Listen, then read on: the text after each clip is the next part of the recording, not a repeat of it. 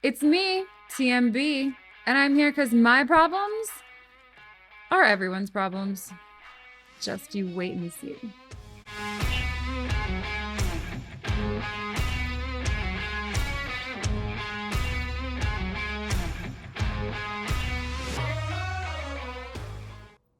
Hello, friends and enemies.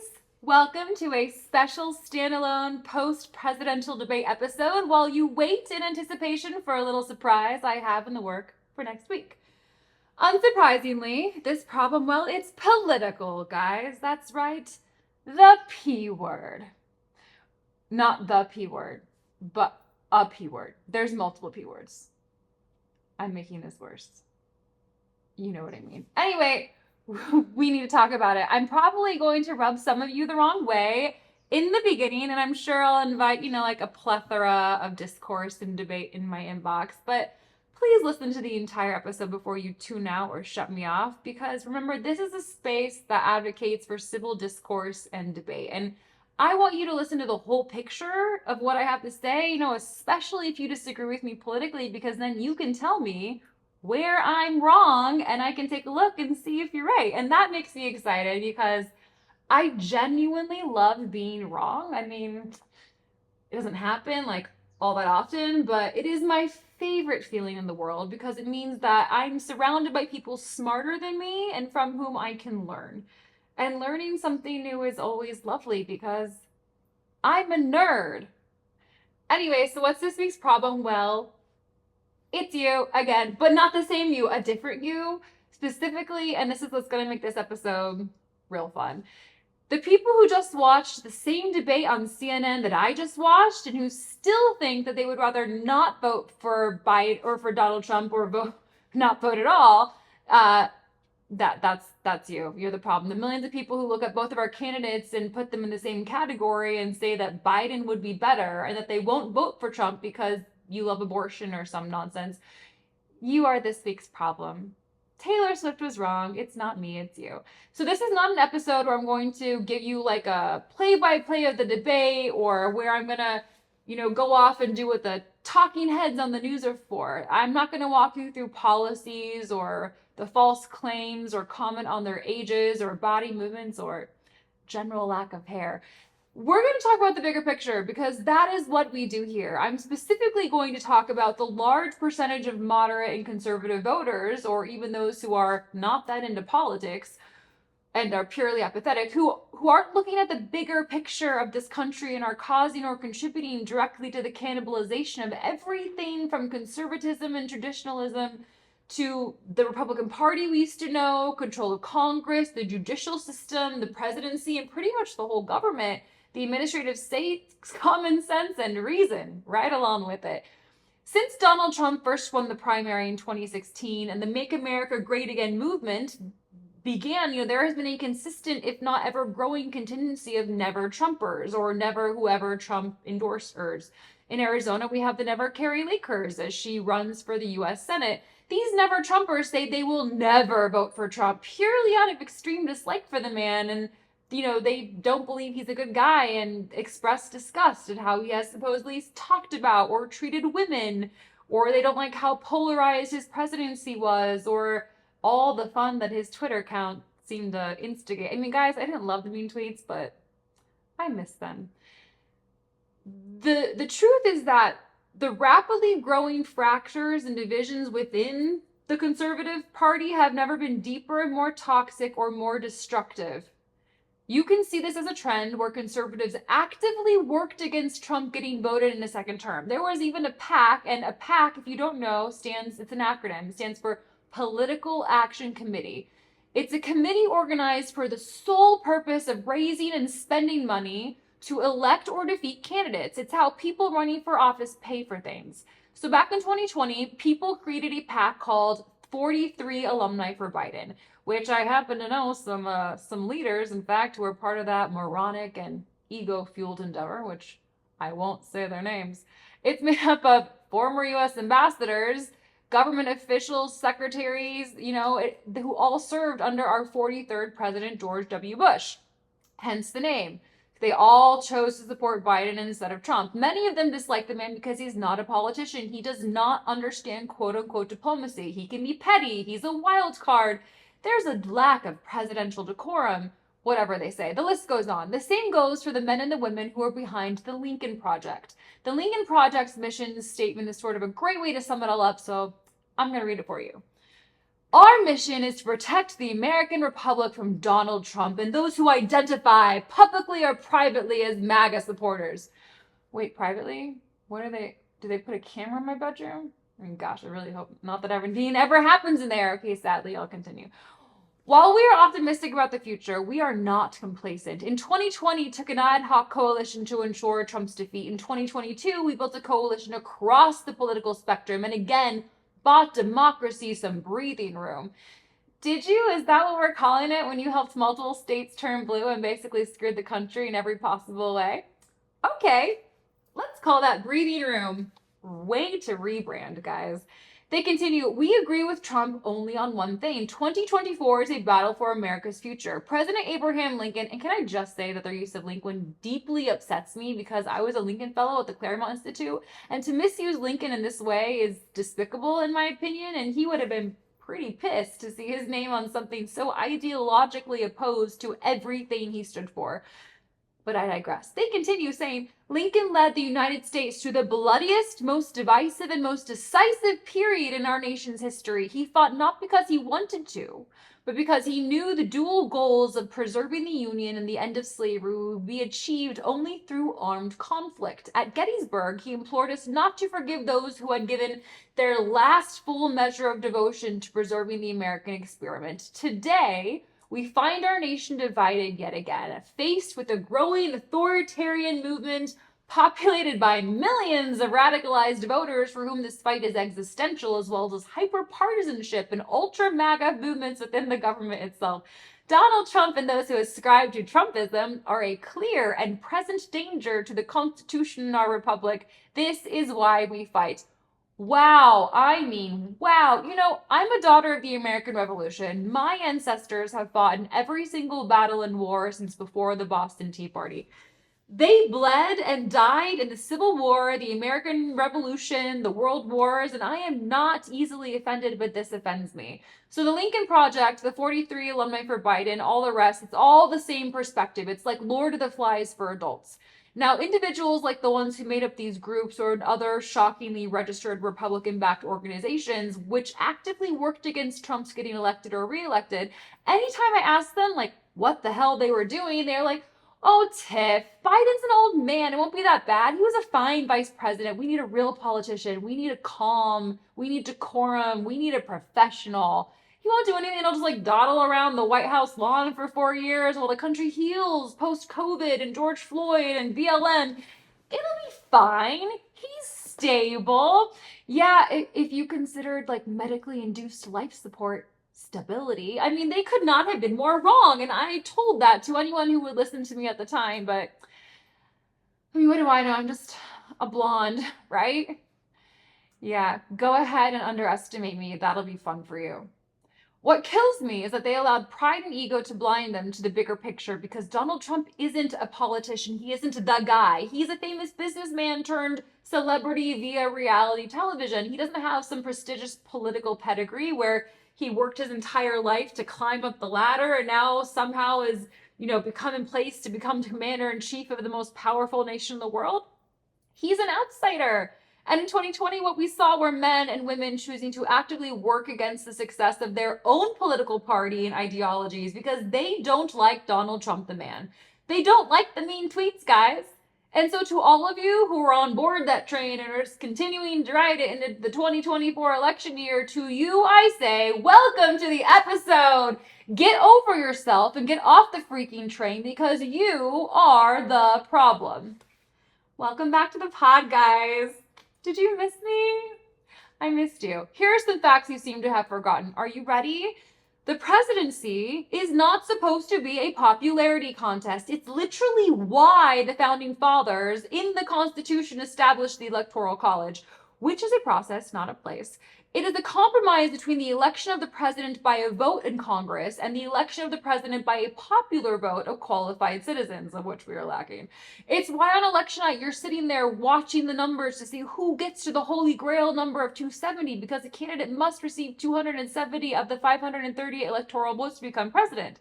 Okay, so even the founding fathers could tell you that the popularity contest is not what this is. That would be bad. It would not equally represent the citizens of all the nation. Secondly, the president is not your friend or buddy. I don't give a crap if Obama was a cool dude. I actually really hated when he did Anthony Bourdain's show and was sitting there eating like noodles with the guy, sleeves rolled up, drinking a beer, just showing the world what a cool guy he was, and reminding us that he smoked weed and did coke in college and that his parents were super cool hippies. To me, this was sort of the beginning of the end of real political candidates, past or present, being taken seriously and instead just needing to be liked for their very real, authentic selves. Not like unapproachable political powerhouse policymakers who could run a freaking country with millions of people and dollars. I don't want the president to be my friend. I want the president to be a little scary, because last time I checked, Putin and Xi and Little Kim, the other one, in North Korea, last time I checked, they were not nice guys. They were scary guys. I want a scary guy too. I mean, look, I'm a big sports girl, except for soccer and football. Don't judge me. I do love football, movies, but I don't know anything else. I'm not athletic at all. I mean, pretty competitive, in case my personality doesn't scream that already. But one of my favorite sports to watch and support is basketball, men's basketball. I do feel badly for the WNBA though, like whatever that is. I don't know, I'm not a feminist. So as an NBA fan, I like good players. I like aggressive players. I like players who can make freaking free throw shots, DeAndre Jordan, and can take us to the playoffs. What I don't like are the a-hole players. My least favorite guy in the league is Patrick Beverley. The guy's awful. He's crazy. He's rude. He injures other players, which really makes me mad. Gets regularly ejected or fined. And I miss Matt Barnes, man. He was like a respectful bad boy. But you know what? I'm going to be really honest here, because I'm always honest. If I have to choose from playing on the team with Patrick Beverley or playing on the team against Patrick Beverley, which one do you think I'm going to pick? Am I an idiot? Or do I want the slightly unhinged, somewhat violent, but still technically excellent player on my team and not yours? I mean, if you answer honestly, I think you'd say the same thing. You don't have to like the presidents. You don't have to play golf, let alone basketball with the guy. Not that either of our candidates could play basketball without breaking a hip. But here's a thought. You can even actively dislike him. Newsflash, it's not a reason to not vote for him or any other political candidate running for office. Why? Well, because life can be a lot like a card game and you have to play the hand that you've been dealt, even when you don't like the cards you're holding, especially then. Here's a phrase you're going to hear a lot on this show. Are you ready? Life isn't fair. So sorry. Wish I had better news. But alas, instead you have to always keep in mind the bigger picture and then put the work in and plan ahead and do what you can to change the outcome next time so that you have a chance to play with a better hand of cards. I mean, we stopped looking at politics and the policy and instead started voting for political candidates to run our country the same way we vote for Oscar winners or homecoming kings, and that's a big freaking problem. What has splitting the conservative base out of principle and pride gotten us? Record inflation, record illegal immigration, record crime rates, record fentanyl deaths, record human trafficking numbers, lower IQ, literally, worsening living conditions, the Ukraine and Russia war, an imminent and unchecked threat that is the Chinese Communist Party, North Korea going a little more nuts than usual, Taiwan being threatened, members of our military needlessly dying in the shit show that was the Afghanistan pullout. The list goes on and it's not good. I can give you hard numbers and facts, but you could always just look those up on your own. And at the end of the day, the numbers are bad. Joe Biden can lie on television, but the numbers and math never lie. All you have to do is look at the math. And then the choice in who you should vote for becomes as clear as day. Meanwhile, we on the right are poisoning ourselves for fun. So the left just has to sit back, drink a glass of wine, probably like a Kirkland blend of white, the red is too robust for them. And they just watched us destroy ourselves from within, occasionally fanning the flame of animosity and pouring some gasoline on here and there, but they barely have to do any of the work at this point. They can sit back, order another bottle of wine and a charcuterie board while they're at it, because we are too busy doing a fantastic job all on our own. So I'm here to tell you to get over yourself. Stop whining, stop the infighting, and start seeing the bigger picture and get it the frick together, because you are frankly pissing me off. When John F. Kennedy debated Richard Nixon back in 1960 was the very first time that a presidential debate had been, televised in that way, and where the candidates faced them on the media of television. It was momentous. The catch, well, people who watched the debate thought that Kennedy won. The people who listened to the debate on the radio thought that Nixon had won. When you show students today the video recording of that debate and ask them who won, even today, they almost always say Kennedy. He was charming, he was handsome, he was young, rich, well-dressed, he had the pedigree, he had the great hair. I mean, he came from the old East Coast dynasty family who ran the unions, and this specific situation, and most importantly, he didn't sweat on camera. As it turns out, Richard Nixon was a very sweaty man. So, yeah, let's just say good old Dick definitely had a wet handshake, which grosses me out because, dry palms only, s'il vous plaît. It's my handshake nightmare. Nixon wasn't handsome, wasn't young, wasn't cool, wasn't suave or charming. We know he was a little more than paranoid and nervous looking, and there he was, profusely sweating on national television, looking weak and awful compared to the cool as a cucumber JFK. But when blinded to handsomeness or youth, and just given the words and facts of an orator's persuasion, Richard Nixon was clearly the better debater of the two.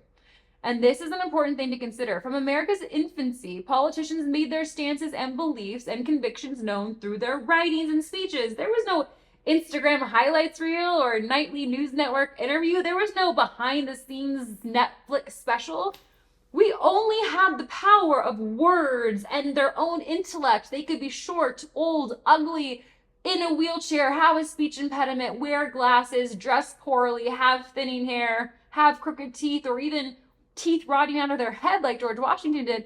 It didn't matter at all. What mattered was their actions, their words, the content and the quality of those, and who they were as men.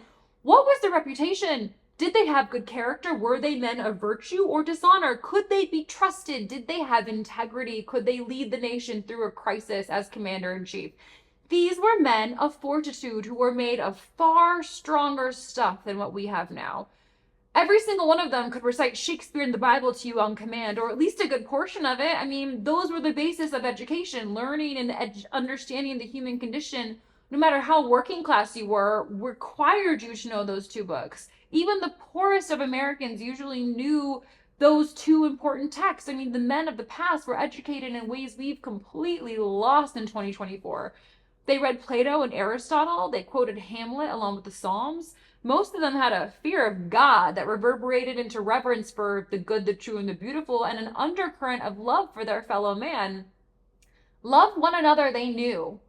It was inside of them. Human beings weren't evolved into mere higher animals lacking self-control and constantly fighting or giving in to, urges of the flesh. It wasn't about instant gratification and desire. It was always this long game in mind, eternity in mind. They didn't need to look good with aviator sunglasses and drive some cool car. It didn't matter if their necktie was appropriately proportioned to their body, if their skin looked, dare I say, a little orange. But now, political elections are pageantry. Ironically for Donald Trump, since he owned the Miss Universe pageant. It's why men like Ron DeSantis or Marco Rubio will most likely never be president of the United States. DeSantis lacks the star X factor and is purely perfunctory. I mean, he's very good at his job, but there's no pizzazz. Poor Marco Rubio had his Watergate where he was just thirsty, giving a speech and wanted to drink of water, but just couldn't quite reach it. I mean, he's now a meme. He looked like Nixon did. He came across as weak, and he's done, despite the fact that he does a lot of good. This is all just a little silly, don't you think? We eviscerate and disqualify candidates based on how they play to an audience and not on their actual qualifications. If we, the people, were acting like the HR department for our country and were doing actual job interviews in order to hire the best possible candidate, Can you really tell me with a straight face that we would hire Joe Biden? Friends, I mean, and this is the reason I'm voting for Donald Trump and someone like Carrie Lake. Now, do I think that Carrie Lake is like the best and she's not doing a good enough job building peace within the party? Yeah, I think she could do a better job. She could bring everyone back together under the big conservative umbrella and save us from the acid, toxic, liberal monsoon rain. I've actually written commercial treatments for candidates in the last few elections that did just that, but they were not used. Instead, we got videos of them shooting guns at the border because that's inclusive and smart. But we won't get into that. So do you know what Carrie Lake's commercials should be if she really wanted to gain moderate votes, or the votes of those who simply just don't like her and her claims of election fraud, or just voting against her out of like childish emotion? They should go something like this. Her on screen, in front of an Arizona landmark like Camelback Mountain, like soft twilight, pretty sunset, something like that. And she looks at the camera and says to the viewer, "You don't have to like me in order to vote for me. I'm not running to be your best friend. I'm running to save Arizona. And it's either me or the other guy. So if you don't like out of control inflation, vote for me. If you don't like the rising cartel crimes due to our state's borders being wide open and welcoming undocumented terrorists into our local cities, vote for me. If you don't want Arizona to become another California, vote for me, because together, united, we are stronger. We don't have to agree on everything. We just need to agree on saving our state. Because one day, one issue, one policy at a time, we can." That would be an honest advertisement and would probably gain her the swing votes she needs to clinch the election on election day. We need to stop pretending that someone is a good person or the best, or that we adore them or identify with them and feel their vibe. Screw their vibe. What's their policy? What are my taxes going to look like? Are there going to be more or less homeless people in my city? Will my children be safe from sexual predators in their bathrooms at school? Will the schools teach anything actually useful, or just more woke, critical race, transgender garbage? These are the kinds of questions we should be asking. We know that the quality of a political candidate we are given these days often lack the intellectual stature or pedigree that was a given in decades past. So yeah, my only option might be Carrie Lake, a former news anchor who doesn't know all that much about the government she's running to be a part of. But, and this is a big but, she surrounds herself with people who do. She can't not. It would be impossible. That's what her team is for. Her experts, the research staff, the advisors. She's not alone. None of the candidates are.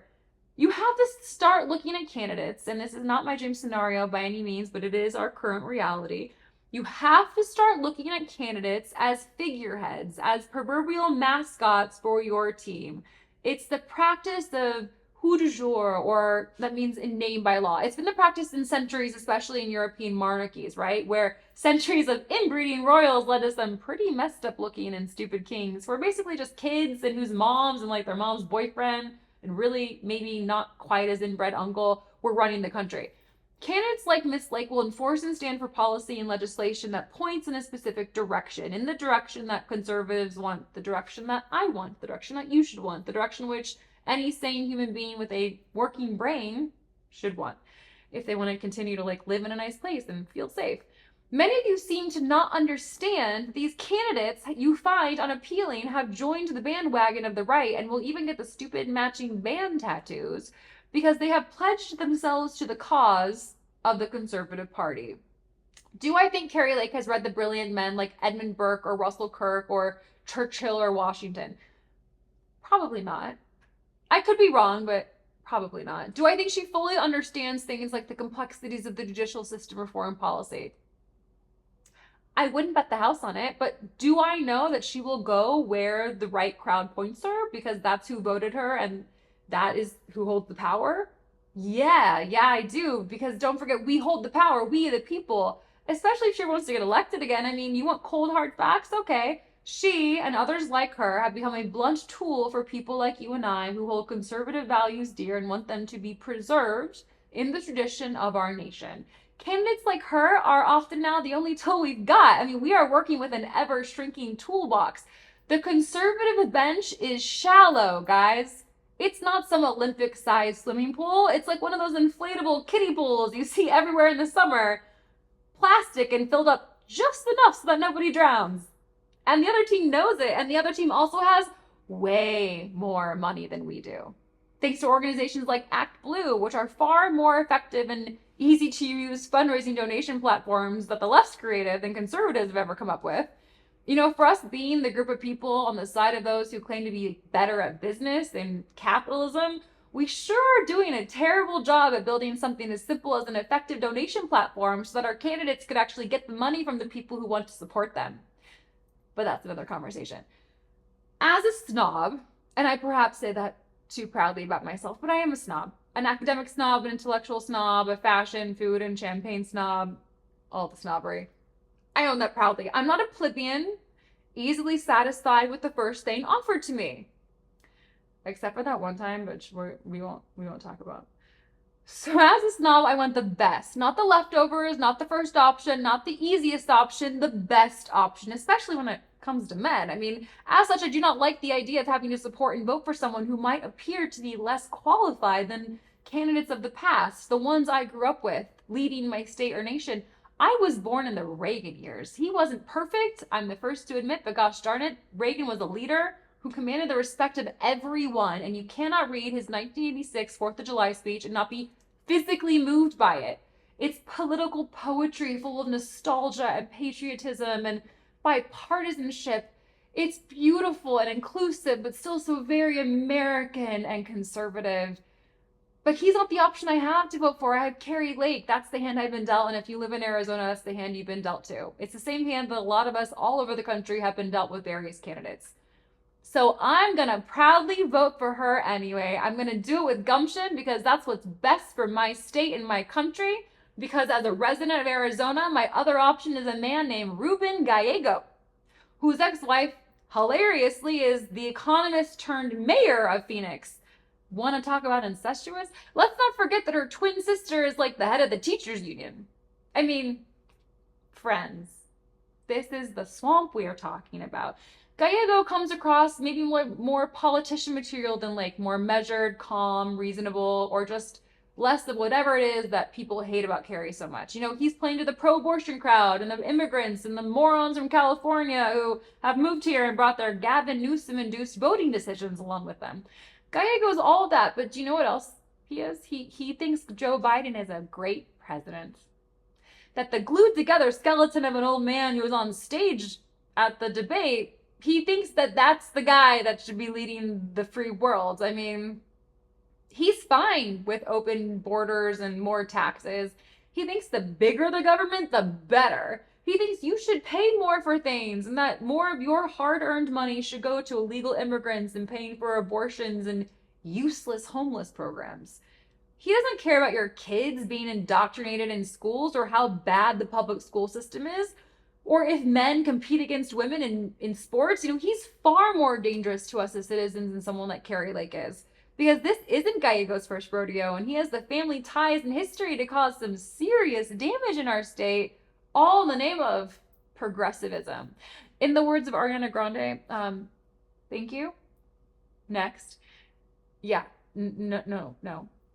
In Phoenix, we have home robbery after home robbery. There are literally Chilean gangs terrorizing my city, or as my mother pronounces it, chillin' gangs, to which I had to tell her they're not chillin'.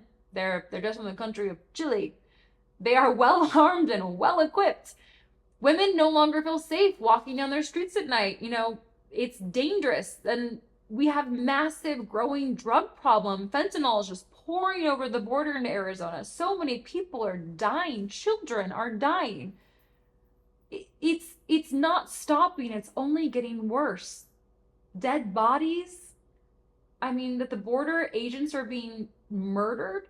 We have kidnappings at a higher rate than ever. We have insanely expensive grocery and gas bills. Things are not great because morons from blue states like California don't like it there anymore because they already destroyed their own backyard. So they moved here where the grass is greener. Maybe not because it's a desert, but in every other way, because we haven't had a psychopath like Gavin Newsom making us a giant dumpster fire like they have California. But they move here to my state, and then they vote the same way they did in California for the same things that caused them to flee their former living conditions and boldly seek out new cities and civilizations like they're on the USS Enterprise. Now they're destroying my backyard. Your backyard. Well, newsflash, guys, the grass isn't greener on the other side, friends. It's greener where you water it. And this contributes to the problem because this is what's happening in real time in our nation. And you conservatives and moderates and apathetic people who just decided not to give a crap and are all too fractured and split and divided and bickering amongst each other, just to lay your egos at the polling place doors and take one for the team will bite the proverbial bullet. Tick that little box that has the name Donald J. Trump next to it because this is the job. This is your civic duty. America is an experiment and an idea, and you have to protect and nurture her at any cost or she will die. And sometimes having that responsibility sucks, especially if you're like me and you know better. You want better, but it is an action required of you in order to keep our states and nation maintaining certain conservative policies and ideals that protect and benefit all of us. I don't care what you ascribe to. Facts don't change your feelings. Please stop being a part of the problem. See the bigger picture, suck it up, and do something about it for next time. You think you're more qualified than someone like Donald Trump or Carrie Lake? Amazing! Why the hell aren't you running? Why isn't your name on the ballot? Why aren't you putting yourself out there? Is it too much work? Is it too much exposure? Too difficult? Not what you imagine? Not what you really want to do with your life? Aww. Yeah, you know who else felt that way? George freaking Washington. First president of the United States, the general of the armies of the American Revolution, the most unanimously beloved president of our nation's history. He did not want the job. They wanted to make him king. They said, he's like, no, thank you. I would just like to go to my farm now on Mount Vernon and live quietly for the peaceful life I fought so hard for and just enjoy like a sunset and a cup of tea with my wife, Martha. But what happened? Well, he found out the other names of the men being put forth to be the first president of an infant nation and was like, oh no, these would be bad.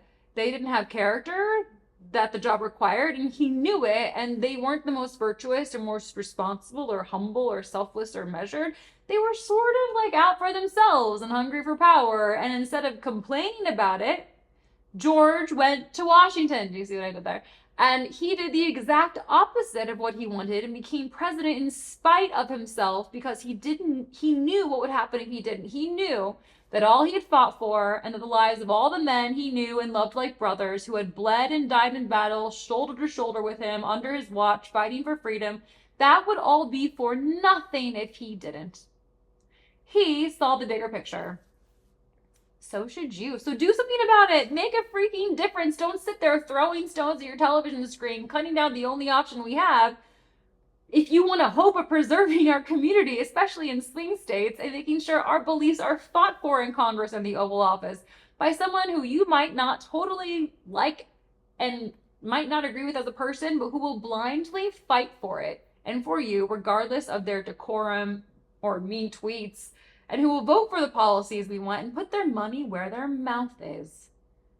I mean, have you really enjoyed the shit show that's been the presidency of the walking corpse known as Joe Biden? Has it been fun for you? It sucked for me and the rest of the world, honestly. I mean, Putin freaking loved it. So did Xi over in China, quietly taking over the world one precious metal mine and third world countries' infrastructure at a time. And so have all the other people that aren't from this country who don't hold our values and ideals as something precious to be protected at all costs. They get a lot of free crap. Free money, free healthcare, free education, free phones, all from the Biden administration with zero accountability. Before he was president, when he was giving his inaugural California governor's address in like 1960, I think, Ronald Reagan said, "Freedom is never more than one generation away from extinction." Patriotism is necessary for survival. Being patriotic is a virtue. An increasing number of us weren't taught actual history and weren't instilled with a sense of reverence for the stars and the stripes. College students increasingly think things like socialism and communism are great. Morons, do you not have history books in college anymore? I didn't graduate that long ago. I mean, or are students too busy protesting to free Palestine instead of actually learning? Or is it just because we become selfish, apathetic, busy people who complain a lot and get easily distracted? We're missing it. So here's the takeaway. Get over yourself. If you aren't going to put yourself out there and run for office yourself, or actually, heaven forbid, get involved with your community or anything that remotely involves you with the policy and politic of your state and nation, then shut up and vote for the best option you have instead of essentially trying to virtue signal, and only vote for someone you consider appropriate or well-behaved or who climbed the right academic or congressional ladder and has the right background. At this point, friends, it doesn't matter. Think big picture, people. Stop being a pain in my butt and help me solve this problem and start doing something about it. When is it enough? You know, the Democratic Party's really smart. They went and refamiliarized themselves with Saul Alinsky's book, Rules for Radicals, which is my recommended reading for this week, by the way. And they are calculated, patient, and methodical. They know that we are stronger together and united, so they try to pit us against each other and make us eat our own the way they used to for decades. Meanwhile, they got organized. They got their act together, and then they figured out a way to bankroll it. We need to do the same. We have to stop bringing knives to gunfights. It's killing us. So get over yourself. Stop being a problem, because if you do, you might just get what you want and what this country really needs after all. A strong nation, a better economy, lower taxes, safer cities, cleaner drinking water, a more prepared military, and some basic freaking self-respect on the global stage. Think of it this way. Voting for Trump is kind of like the tagline from that TV show Heroes that a lot of us were possibly obsessed with back in the day. When I say vote for Trump and save America, I'm basically saying save the cheerleader. Save the world.